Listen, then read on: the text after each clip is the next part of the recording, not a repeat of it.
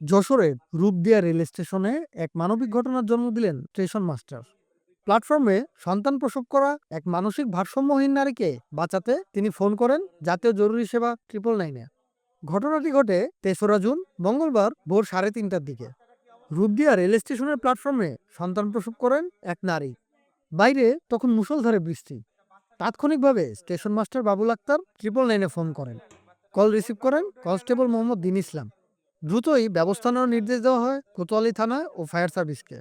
খবর পেয়ে রেল স্টেশনে পৌঁছায় পুলিশ ও ফায়ার সার্ভিসের অ্যাম্বুলেন্স।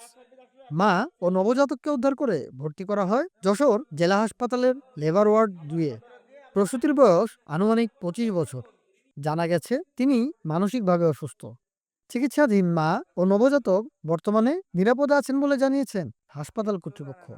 999-এর দ্রুত পদক্ষেপ, স্টেশন মাস্টারের মানবিক উদ্যোগ এবং আইন শৃঙ্খলা রক্ষাকারী বাহিনীর তৎপরতায় আজ নতুন প্রাণ ফিরে পেয়েছে এক শিশু।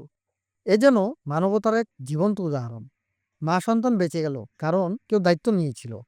এটাই তো 999, আমাদের নীরব নায়ক। জরুরি প্রয়োজনে কল করুন 999-এ। News desk, Bangla show.